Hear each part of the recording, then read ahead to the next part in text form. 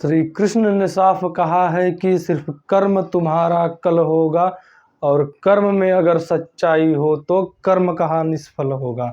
Hello, जय हिंद दोस्तों, स्वागत है आपका यूनिक स्टडी अड्डा पर। तो आज एसएससी जीडी को मद्देनजर रखते हुए जो हमारे हिंदी की क्लासेस चल रही हैं उसी का तीसरा क्लास है। पहले क्लास में हमने संज्ञा पढ़ा, दूसरे में सर्वनाम पढ़ा और आज पढ़ेंगे हम लोग विशेषण। यदि आपने संज्ञा और सर्वनाम का वीडियो नहीं देखा है तो जाकर हमारे चैनल यूनिक स्टडी अड्डा पर देख सकते हैं। तो आज हम लोग पढ़ेंगे विशेषण। विशेषण जो आपके लिए मोस्ट इम्पोर्टेंट होगा, न केवल एसएससी जीडी बल्कि किसी भी एग्जाम के लिए आप तैयारी कर रहे हैं यदि, तो उसके लिए भी विशेषण का टॉपिक बहुत ही महत्वपूर्ण है और विशेषण को हम लोग बहुत अच्छे से समझेंगे। तो वीडियो में बने रहिएगा लास्ट तक। चलिए शुरू करते हैं आज की इस क्लास को, जिसमें हमारा टॉपिक है विशेषण। अब विशेषण होता क्या है? तो विशेषण देखिए, जब कभी भी प्रयोग होगा तो संज्ञा या सर्वनाम के पहले प्रयोग होगा। तो इसका मतलब क्या हुआ? इसका मतलब यह हुआ कि संज्ञा या सर्वनाम की विशेषता बताने वाले शब्द को विशेषण कहते हैं। संज्ञा या सर्वनाम की विशेषता बताने वाले शब्द को विशेषण कहते हैं, या फिर हम लोग कह सकते हैं कि वह विकारी शब्द जो संज्ञा या सर्वनाम की विशेषता बताता है उसे विशेषण कहते हैं।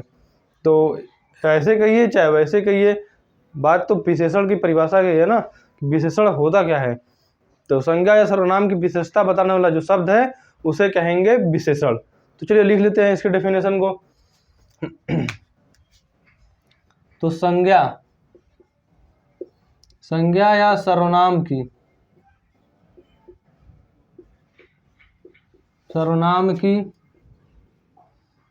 विशेषता बताने वाले शब्द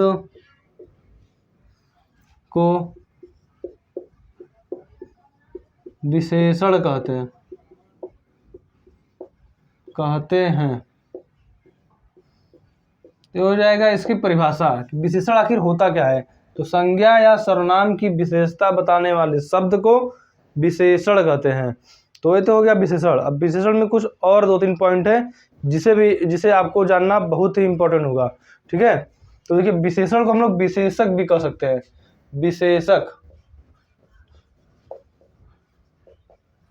इस विशेषण को हम लोग विशेषक भी कह सकते हैं। अब इसमें देखिए दूसरा पॉइंट क्या है? दूसरा पॉइंट है आपका विशेष्य। अब विशेष्य क्या होता है? तो विशेष्य यानी कि जिसकी विशेषता बताई जाती है, यानी जिस संज्ञा या सर्वनाम की विशेषता बताई जाती है उसे विशेष्य कहते हैं। तो सिंपल है कि जिसकी विशेषता बताई जाएगी उसे विशेष्य कहेंगे। तो लिख लीजिए,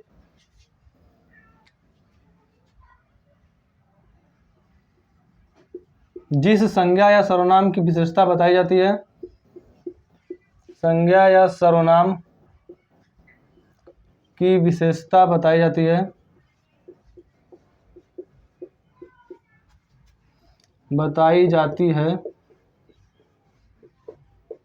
उसे विशेष्य कहते हैं।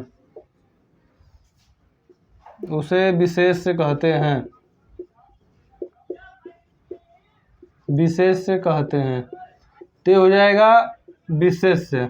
अभी एग्जाम्पल लिख देंगे, उससे आपका सब क्लियर हो जाएगा। अब नेक्स्ट देखिए इसमें क्या है। नेक्स्ट है इसमें प्रविशेषण। तीसरा पॉइंट है प्रविशेषण। तो प्रविशेषण भी लिख लीजिए।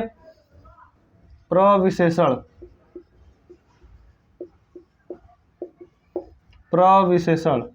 तो प्रविशेषण क्या होता है?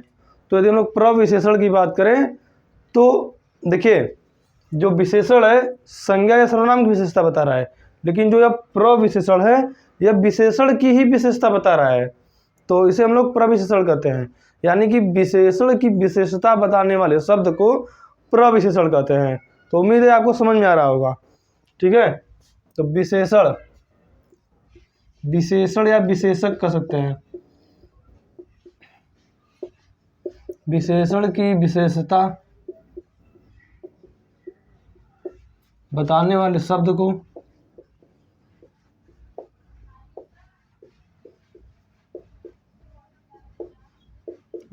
प्रविशेषण कहते हैं।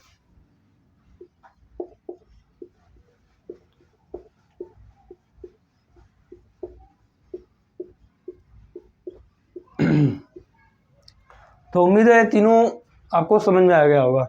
क्या है पहला, विशेषण या विशेषक, संज्ञा या सर्वनाम की विशेषता बताने वाले शब्द को विशेषण कहेंगे। दूसरा है विशेष्य, जिस संज्ञा या सर्वनाम की विशेषता बताई जाती है उसे विशेष्य कहते हैं। और तीसरा है प्रविशेषण, विशेषण की विशेषता बताने वाले शब्द को प्रविशेषण कहते हैं। अब इसमें हम लोग एग्जाम्पल देखें तो एग्जाम्पल इसमें क्या हो जाएगा, तो देखिए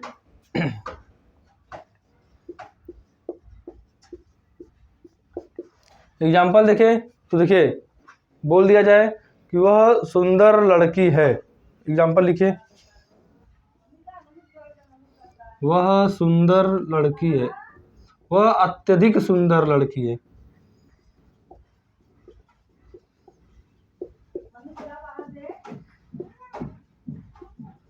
अत्यधिक सुंदर लड़की है, ये आपका देखिए एग्जाम्पल है। इसमें देखिए क्या क्या है, वह है अत्यधिक सुंदर लड़की है, तो किसकी विशेषता बता रहा है, तो लड़की की विशेषता बता रहा है।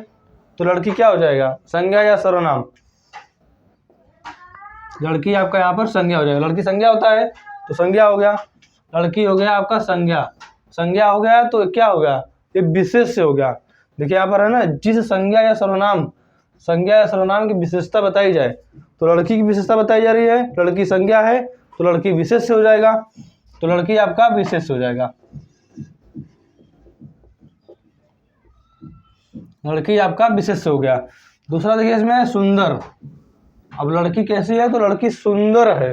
अब सुंदर देखिए, संज्ञा या सर्वनाम की विशेषता बताने वाले शब्द को विशेषण कहते हैं।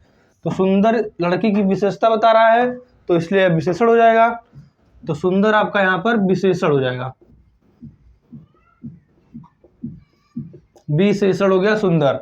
अब नेक्स्ट देखिए इसमें अत्यधिक, यह सुंदर की विशेषता बता रहा है कि वह अत्यधिक सुंदर है, कम सुंदर नहीं है। कम रहता तो कम भी हुआ, उसका विशेषता भी बताता, कम या अधिक सुंदर की विशेषता बता रहा है। तो देखिए यहाँ पर सुंदर की विशेषता बता रहा है अत्यधिक, तो अत्यधिक हो जाएगा आपका प्रविशेषण, यानी विशेषण, विशेषण की विशेषता बताने वाले शब्द को प्रविशेषण कहते हैं। तो प्रविशेषण यानी अत्यधिक सुंदर की विशेषता बता रहा है, तो अत्यधिक हो जाएगा आपका प्रविशेषण। तो ये हो जाएगा आपका विशेषण, विशेष्य और प्रविशेषण। इन तीनों उम्मीद है आप सभी को समझ में आया होगा, और समझ में आया है तो लाइक शेयर जरूर करें। और देखिए स्क्रीनशॉट लेना चाहे तो ले सकते हैं स्क्रीनशॉट। इसके बाद हम लोग चलेंगे विशेषण के प्रकार में, कि विशेषण कितने प्रकार के होते हैं, ठीक है। नेक्स्ट हम लोग चलेंगे विशेषण कितने प्रकार के होते हैं।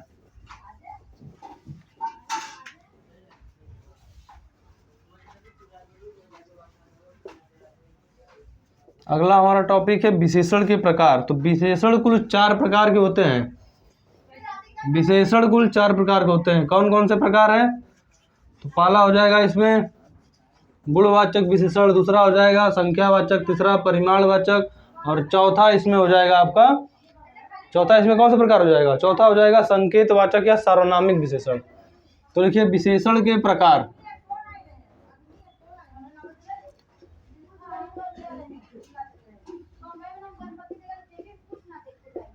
विशेषण के प्रकार, विशेषण कुल कितने प्रकार के होते हैं, तो 4 प्रकार के आपको लिखना है। एक और इसमें प्रकार ऐड कर दिया जाता है बहुत बार, व्यक्तिवाचक विशेषण। लेकिन हमको क्या करना है कि आपसे यदि पूछे कितने प्रकार का विशेषण है तो आपको 4 प्रकार बताना है। तो 4 प्रकार हो जाएगा, विशेषण के कुल 4 प्रकार हैं। अब कौन कौन से 4 प्रकार हैं, तो देखिए पहला हो जाएगा इसमें गुणवाचक विशेषण।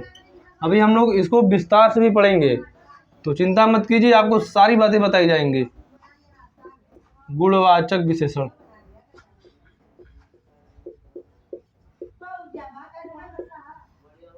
दूसरा है संख्यावाचक विशेषण,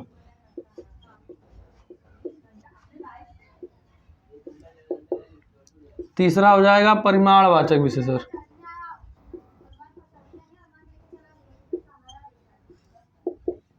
चौथा आपका इसमें हो जाएगा संकेतवाचक या सार्वनामिक विशेषण, संकेतवाचक या सार्वनामिक विशेषण। सार्वनामिक विशेषण। तो ये 4 प्रकार के विशेषण होते हैं आपके, तो इन्हें आपको याद रखना है। गुणवाचक विशेषण, संख्यावाचक विशेषण, परिमाणवाचक विशेषण और संकेतवाचक या सार्वनामिक विशेषण। तो इनमें प्रत्येक को हम लोग अलग अलग विस्तार से पढ़ेंगे। तो चलिए शुरू करते हैं सबसे पहले गुणवाचक विशेषण से। तो गुणवाचक विशेषण क्या होता है? तो गुणवाचक विशेषण यानी कि जिस शब्द से किसी संज्ञा या सर्वनाम की गुण दशा, गुण दोष, रंग, रूप, आकार, दशा आदि का बोध होता है, उसे हम लोग गुणवाचक विशेषण कहते हैं। तो लिखिए, पहला है गुणवाचक विशेषण। तो जिस शब्द से, जैसे संज्ञा या सर्वनाम की विशेषता बताते हैं, गुण दोष रंग रूप आकार दशा का बोध कराने वाले शब्द को गुणवाचक विशेषण कहते हैं। तो लिखिए, गुण दोष रंग रूप आकार दशा आदि का बोध कराने वाले शब्दों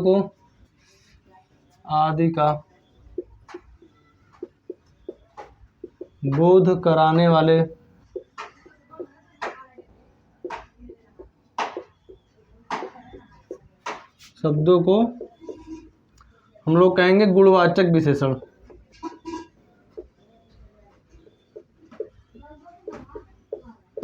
गुणवाचक विशेषण कहते हैं।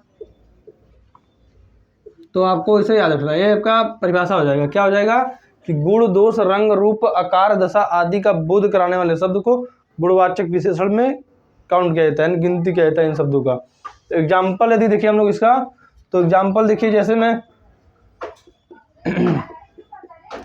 सुंदर लड़का। अब देखिए लड़का यहाँ पर विशेष है, और विशेष यानी संज्ञा या सर्वनाम है, इसकी विशेषता बता रहा है। यह सुंदर क्या है? गुण है। देखिए गुण हो जाएगा यहाँ पर, तो गुण का बोध करा रहा है लड़के का, तो यहाँ पर सुंदर आपका गुणवाचक विशेषण के अंतर्गत आ जाएगा। नेक्स्ट इसमें है बेईमान लड़का।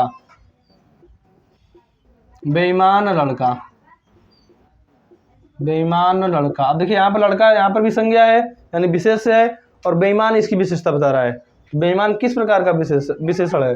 दोष। तो दोष है बेईमान ना, तो गुणवाचक विशेषण में आ जाएगा। नेक्स्ट देखिए रंग में बोले तो काला कपड़ा, लिख लीजिए, काला कपड़ा, लाल कपड़ा, हरा कपड़ा, नीला कपड़ा। तो देखिए रंग है, रंग की विशेषता बता रहा है, गुणवाचक विशेषण हो जाएगा। तो इस प्रकार से हम लोग विशेषण को देख लेंगे। यदि गुण दोष रंग रूप आकार दशा आदि आ रहा है, तो वहां पर होगा गुणवाचक विशेषण। जैसे एग्जाम्पल है सुंदर लड़का, बेईमान लड़का और काला कपड़ा या नीला कपड़ा। उसी तरह यदि हम लोग देखें, यदि आपको यह भी नहीं समझ में आ रहा है कि यह गुणवाचक विशेषण है या नहीं, तो उसके लिए आप एक नोट पॉइंट लिख लीजिए, समझ में आ जाएगा। नोट में क्या है? नोट में यह है, यदि देखिए आपको नहीं समझ में आ रहा है, कोई वाक्य दे दिया कि वह मोहन सुंदर लड़का है, आपको नहीं समझ में आ रहा है कि इसमें विशेषण तो है लेकिन किस प्रकार का विशेषण है, तो आप करेंगे क्या कि कैसा, कैसी या कैसे से उसमें क्वेश्चन कर देंगे, विशेषण के स्थान पर उसे रख देंगे। जैसे मोहन सुंदर लड़का है, सुंदर की जगह कैसा रख दीजिए, मोहन कैसा लड़का है। यदि क्वेश्चन एकदम सही बन जा रहा है तो समझ जाइए कि गुणवाचक विशेषण है। यदि नहीं बन रहा है तो वहाँ पर गुणवाचक विशेषण नहीं होगा। तो लिख लीजिए, यदि हमें पता करना हो कि वाक्य में गुणवाचक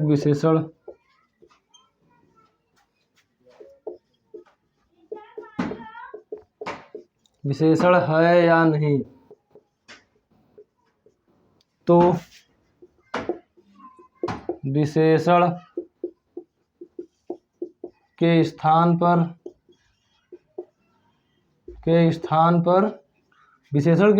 कैसा, कैसी, कैसे रख देंगे। कैसा रख देंगे या कैसी रख देंगे या कैसे रख देंगे, इन तीनों में से कोई एक रख देंगे। यदि क्वेश्चन सही बन जा रहा है और आपको उसका आंसर मिल जा रहा है तो समझ जाइए कि वहाँ पर गुणवाचक विशेषण है। कैसे रख देंगे। ठीक है, इसे रख देंगे, आंसर मिल गया, क्वेश्चन सही बन गया। तो समझिए गुणवाचक विशेषण है। जैसे एग्जांपल लिख लीजिए, मोहन सुंदर लड़का है। सुंदर लड़का है, अब इसमें देखिए विशेषण सुंदर है। अब आपको यदि पता नहीं है कि यहाँ पर किस प्रकार का विशेषण है, तो आप सुंदर की जगह रख लीजिए कैसा। मोहन कैसा लड़का है, कैसा लड़का है। देखिए यहाँ पर कैसा, मोहन कैसा लड़का है, क्वेश्चन भी सही बन गया और आंसर भी मिल जाएगा कि मोहन सुंदर लड़का है। तो समझ जाइए कि यहाँ पर आपका गुणवाचक विशेषण है। गुणवाचक, यहाँ पर गुणवाचक विशेषण है। उम्मीद है आप सभी को यह गुणवाचक विशेषण अच्छे से समझ में आया होगा।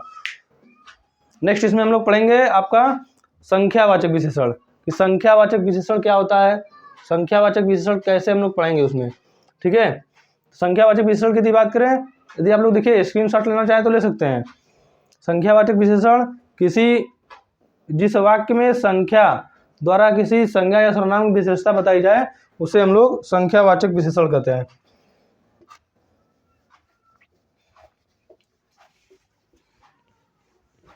नेक्स्ट हम लोग पढ़ेंगे संख्यावाचक विशेषण। संख्यावाचक,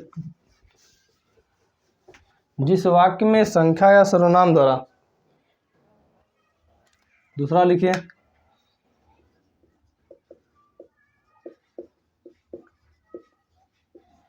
दूसरा है संख्यावाचक विशेषण, जिस वाक्य में संख्या या सर्वनाम द्वारा, जिस वाक्य में संख्या द्वारा संज्ञा या सर्वनाम का विशेषता बताई जाए। जिस वाक्य में संख्या द्वारा संज्ञा या सर्वनाम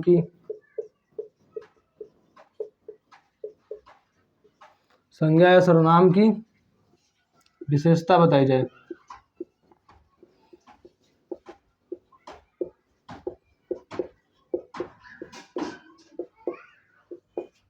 जिस वाक्य में संख्या द्वारा संज्ञा या सर्वनाम की विशेषता बताई जाए वहां पर संख्यावाचक विशेषण होता है।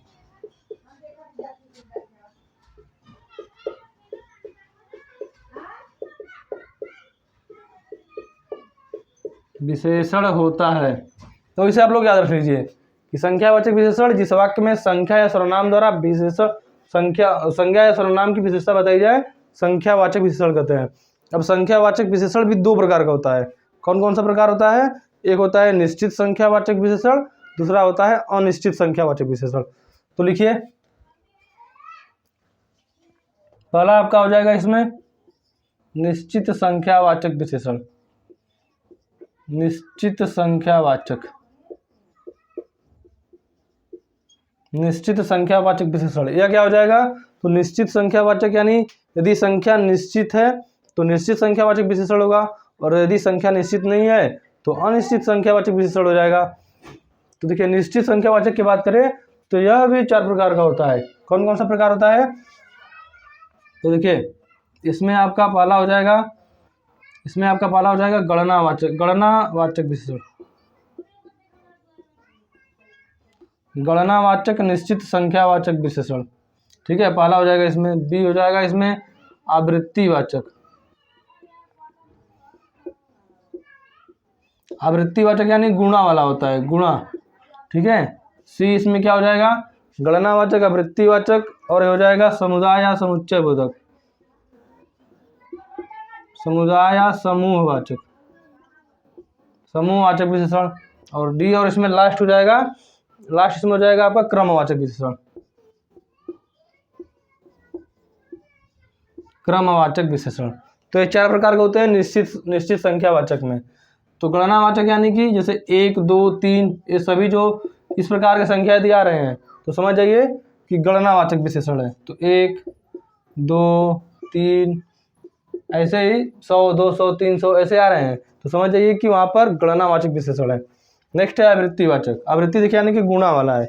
गुणा वाला यानी 2 गुना, 3 गुना, 4 गुना, ऐसे दिया है तो आवृत्तिवाचक विशेषण होगा। तो लिख लीजिए 2 गुना, 4 गुना, 4 गुना, ऐसे ही और हो जाएंगे 5 गुना, 10 गुना।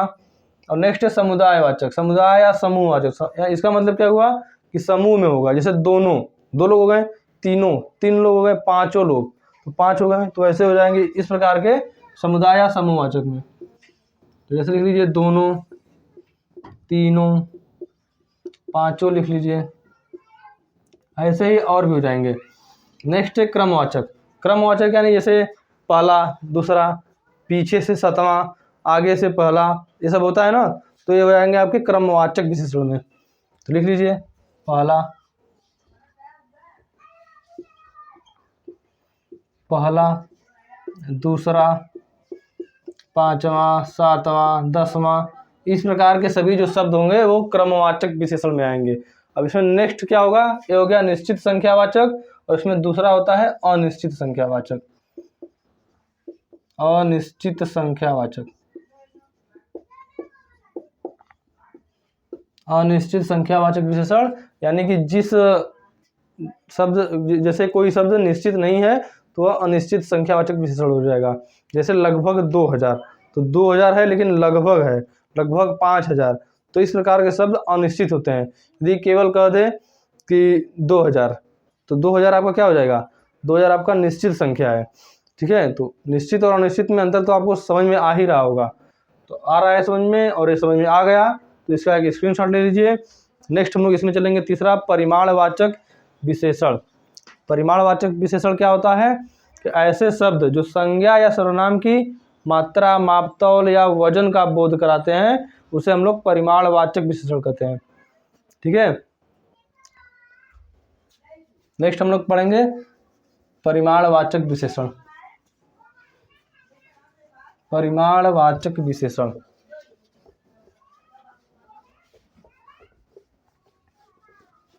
नेक्स्ट है इसमें परिमाणवाचक विशेषण।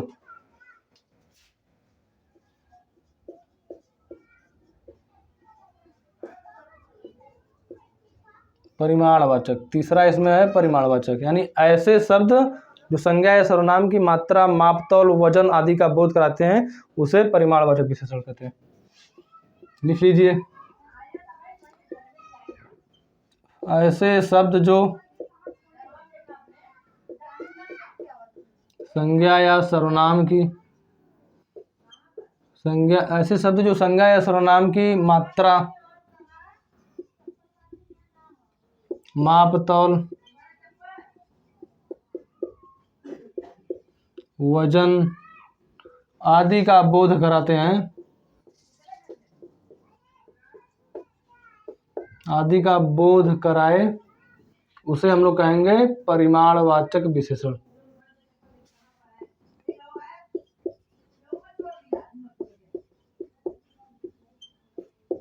परिमाणवाचक विशेषण कहते हैं। तो ये हो जाएगा आपका इस परिभाषा परिमाणवाचक विशेषण का, कि ऐसे शब्द जो संज्ञा या सर्वनाम की मात्रा, मापतौल, वजन आदि का बोध कराएं उसे हम लोग परिमाणवाचक विशेषण कहते हैं। जैसे यदि हम लोग बात करें तो हो जाएगा 5 किलो चीनी, 5 किलो चीनी। अब चीनी की मात्रा की बोध करा रहा है, कितना किलो, 5 किलो चीनी। लिख लीजिए एक एग्जाम्पल, जैसे 5 किलो चीनी, 5 किलो चीनी, तो ये हो जाएगा आपका परिमाणवाचक विशेषण। इसमें यदि हम लोग देखें परिमाणवाचक विशेषण की, तो परिमाणवाचक विशेषण भी 2 प्रकार का होता है। एक होता है निश्चित परिमाणवाचक विशेषण और दूसरा होता है अनिश्चित परिमाणवाचक विशेषण। जैसे संख्यावाचक विशेषण में था निश्चित संख्यावाचक और अनिश्चित संख्यावाचक, उसी तरह परिमाणवाचक विशेषण में भी है निश्चित परिमाणवाचक विशेषण और अनिश्चित परिमाणवाचक विशेषण। ठीक है, तो लिखिए पहला निश्चित परिमाणवाचक विशेषण।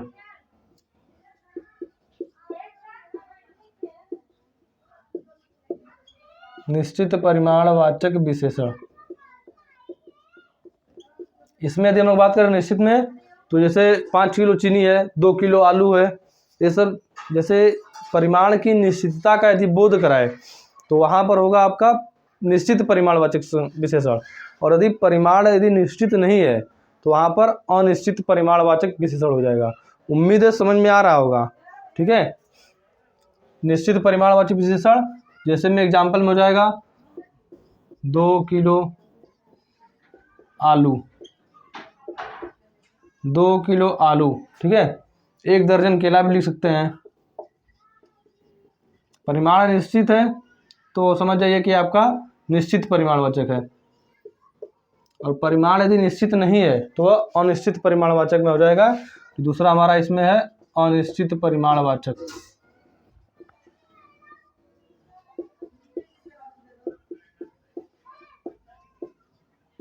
अनिश्चित परिमाणवाचक विशेषण, इसमें क्या हो जाएगा, तो इसमें जैसे 2 किलो आलू है निश्चित है, और इसमें यदि हम लोग कह दें कि कुछ किलो आलू, कुछ किलो आलू, कुछ यानी क्या, कोई निश्चित परिमाण है नहीं है, तो वहाँ पर आपका हो जाएगा अनिश्चित परिमाणवाचक, कुछ किलो आलू। तो ये आपका हो जाएगा अनिश्चित परिमाणवाचक विशेषण।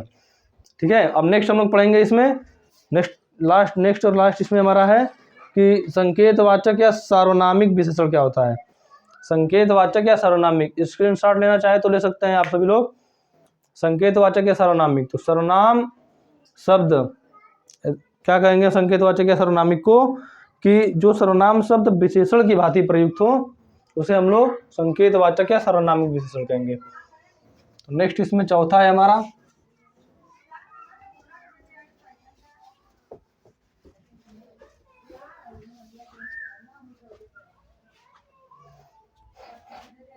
संकेतवाचक या सार्वनामिक।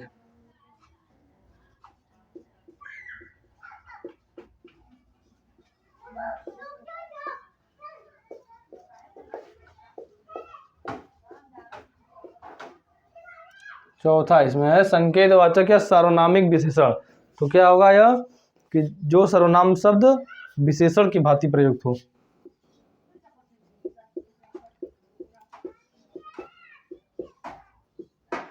जो सर्वनाम शब्द विशेषण की भांति प्रयुक्त हो, विशेषण की भांति प्रयुक्त हो,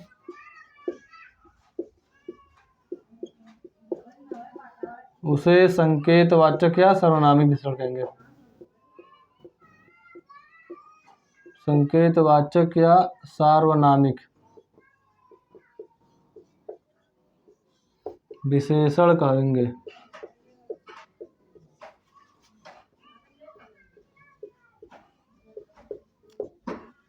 ठीक है, जो सर्वनाम शब्द विशेषण की भांति प्रयुक्त हो उसे संकेतवाचक या सार्वनामिक विशेषण कहेंगे। जैसे में देखें,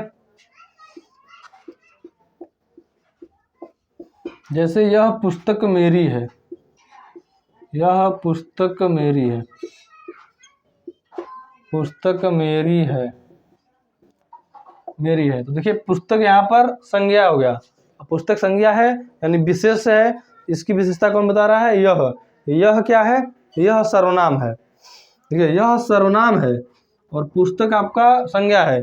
संज्ञा के पहले जो शब्द प्रयोग होता है वो विशेषण होता है।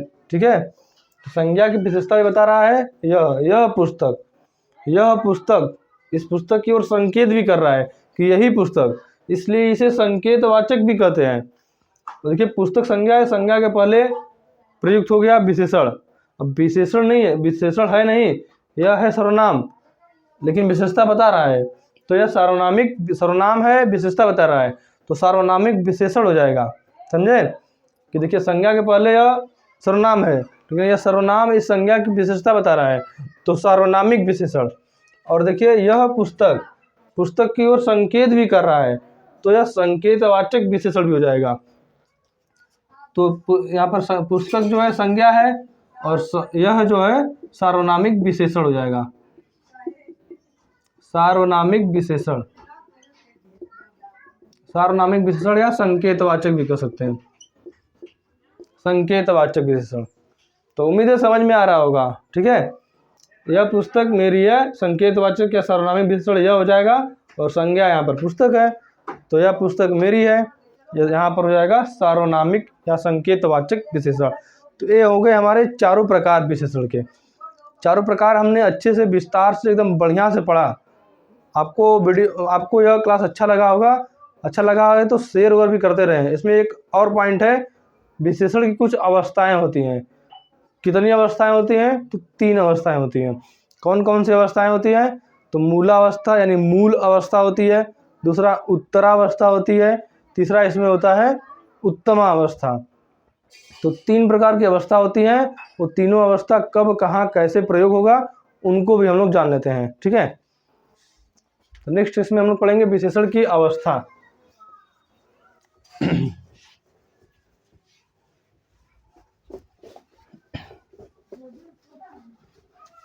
नेक्स्ट हमारा विशेषण की अवस्था है, बस खत्म हो जाएगा। इसके बाद आपका विशेषण चैप्टर, विशेषण की अवस्था आपके लिए एसएससी जीडी के लिए बहुत ही इंपॉर्टेंट क्लास होगा। आप बीच में मत छोड़िएगा, आपकी ये क्लासेस लगातार होंगे यूनिक स्टडी अड्डा के इस चैनल पर। चैनल को सब्सक्राइब और बेल आइकन दबा लें ताकि आपको इस क्लास की जानकारी समय समय पर मिलते रहे। ठीक है, विशेषण की अवस्था, विशेषण की कितनी अवस्थाएं होती हैं? तो विशेषण की 3 अवस्थाएं होती हैं। 3 अवस्थाएं होती हैं। आपको सीधे क्वेश्चन पूछेगा कि विशेषण की कितनी अवस्थाएं होती हैं? तो विशेषण की कुल 3 अवस्थाएं होती हैं, मूलावस्था, उत्तरावस्था और उत्तमावस्था। लिखिए, मूलावस्था, दूसरा हो जाएगा इसमें उत्तरावस्था, और तीसरा हो जाएगा उत्तमावस्था। ये 3 अवस्थाएं हैं विशेषण की। तो इसमें हम लोग तीनों को अलग अलग पढ़ लेते हैं। छोटा सा टॉपिक है, अलग अलग पढ़ लेते हैं, आराम से समझ में आ जाएगा आपको एकदम बिल्कुल अच्छे से। ठीक है, तो देखिए इसको लिख लीजिए पहले, फिर हम लोग पढ़ते हैं मूलावस्था के बारे में। सबसे पहले हम लोग पढ़ेंगे मूलावस्था। तो मूलावस्था यानी मूल अवस्था, इसमें विशेषण जो है अपने मूल अवस्था में रहता है। तो लिखिए इसको भी, कुछ भी छोड़ना नहीं है, सबको लिखना है। इसमें विशेषण मूल अवस्था में होता है।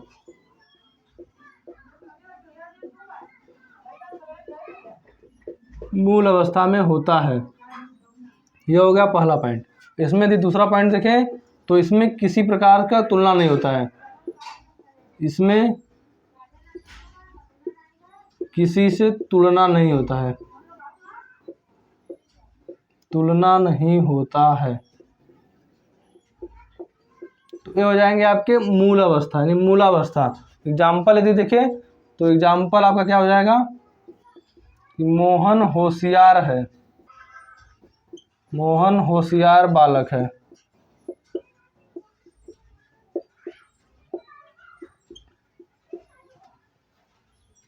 गीता सुंदर है, सुंदर लड़की है। देखिए यहाँ पर न किसी प्रकार की विशेषता बताई जा रही है, किसी प्रकार की तुलना नहीं की जा रही है। और इसमें जो विशेषण है होशियार और सुंदर, तो ये अपने मूल अवस्था में है, मूल अवस्था में है। इसमें किसी प्रकार की तुलना नहीं की जा रही है, तो यही आपका होगा मूलावस्था। अब उत्तरावस्था देखें हम लोग नेक्स्ट, तो इसको लिख लीजिए पहले। नेक्स्ट हम लोग देखेंगे उत्तरावस्था दूसरा। उसमें क्या होगा कि उसमें 2 व्यक्तियों के बीच तुलना होगा। दूसरा है इसमें हमारा उत्तरावस्था, उत्तरावस्था। तो उत्तरावस्था में लिख लीजिए कि इसमें 2 व्यक्तियों या वस्तुओं के बीच तुलना होता है। इसमें 2 व्यक्तियों या वस्तुओं के बीच तुलना होता है, के बीच तुलना होता है।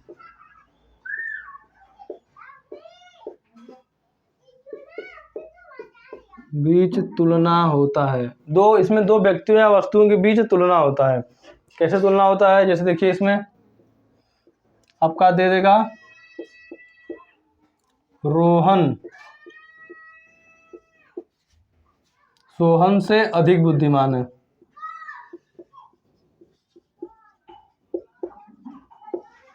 से अधिक बुद्धिमान है, बुद्धिमान है। देखिए रोहन सोहन से अधिक बुद्धिमान है, यानी रोहन और सोहन के बीच तुलना हो रहा है। अब तुलना कैसे होगा?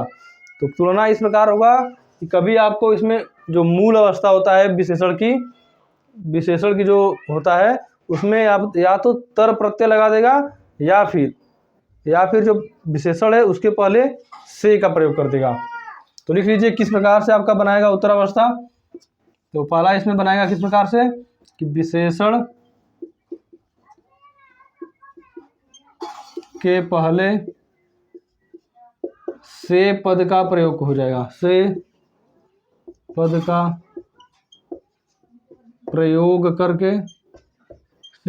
प्रयोग करके हम लोग मूल अवस्था से उत्तरावस्था में विशेषण को बना सकते हैं।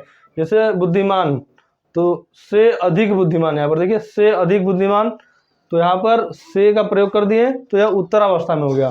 केवल रहता कि रोहन बुद्धिमान है, तो बुद्धिमान वहाँ पर आपका मूल अवस्था में होता। ठीक है, नेक्स्ट इसमें क्या होगा कि विशेषण में तर प्रत्यय जोड़ देंगे। विशेषण में तर प्रत्यय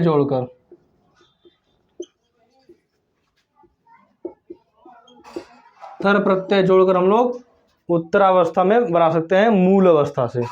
मूल अवस्था से उत्तरावस्था बनाने के लिए से का प्रयोग करेंगे विशेषण से पहले, या फिर विशेषण में तर प्रत्यय जोड़कर उत्तरावस्था बना लेंगे। नेक्स्ट इसमें हमारा है उत्तमावस्था। उत्तमावस्था में क्या होगा कि संज्ञा या सर्वनाम की तुलना सभी संज्ञा या सर्वनाम से की जाएगी। ठीक है,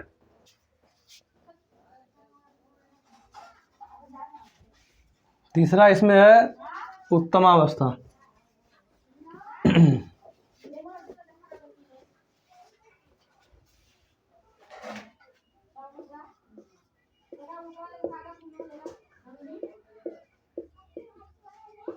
उत्तमावस्था, इसमें संज्ञा या सर्वनाम की तुलना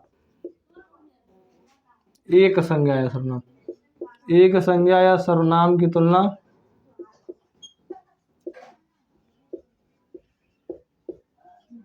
सभी संज्ञा या सर्वनाम से की जाएगी।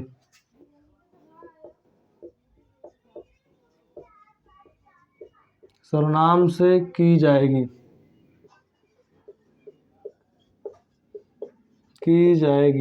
तो वहां पर हो जाएगा आपका उत्तमावस्था। जैसे कालिदास सबसे श्रेष्ठ कवि थे, तो इसमें क्या हो जाएगा, इसमें हो जाएगा आपका उत्तमावस्था, यानी सबसे श्रेष्ठ। कालिदास सबसे श्रेष्ठ कवि थे कि भारत में जितने और कवि थे उन सभी कवियों से श्रेष्ठ थे कालिदास, तो यहाँ पर हो जाएगा आपका उत्तमावस्था। ठीक है, तो उत्तमावस्था, कालिदास सबसे श्रेष्ठ कवि थे तो सबसे श्रेष्ठ थे, इसलिए वहाँ पर उत्तमावस्था हो जाएगा। यानी किसी एक से तुलना नहीं हो रहा है, किसी एक से तुलना होगा तो उत्तरावस्था होगा, किसी से तुलना नहीं होगा तो मूलावस्था होगा, और किसी एक का तुलना सभी लोगों से होगा तब वहाँ पर आपका उत्तमावस्था हो जाएगा। अब यदि आपको मूल अवस्था से उत्तमावस्था बनाना है तो उसके लिए दो बातें ध्यान रखना है। कौन कौन सी बातें हैं? तो पहला इसमें हो जाएगा कि आपको विशेषण से पहले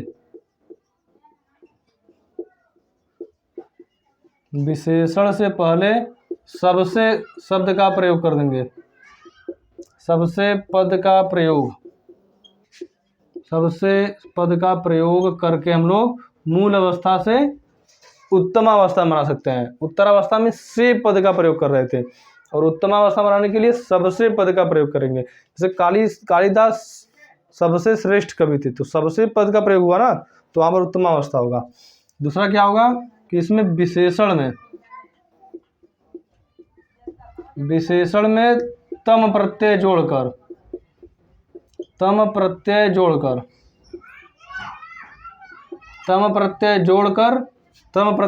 हम लोग मूल अवस्था से उत्तमावस्था में बना सकते हैं। तो ये हो जाएगा आपका विशेषण की 3 अवस्थाएं, और तीनों अवस्थाएं हमने बहुत अच्छे से आपको समझाया और आपको समझ में भी आया होगा, उम्मीद है। और समझ में आया है तो वीडियो को लाइक और शेयर जरूर करते रहें। तो दोस्तों ये हमारा आज का टॉपिक था विशेषण। विशेषण को हमने विस्तार से पढ़ा। क्या क्या पढ़ा? विशेषण पढ़ा, विशेषण की परिभाषा पढ़ा, विशेष से पढ़ा, प्रविशेषण पढ़ा, उसके बाद विशेषण के 4 प्रकार पढ़ा, उन चारों प्रकार को विस्तार से पढ़ा। उसके बाद हमने पढ़ा कि विशेषण की कितनी अवस्थाएं होती हैं। तो 3 अवस्थाएं होती हैं, मूल अवस्था, उत्तरावस्था और उत्तम अवस्था। इन तीनों अवस्थाओं को हमने अच्छे से पढ़ा।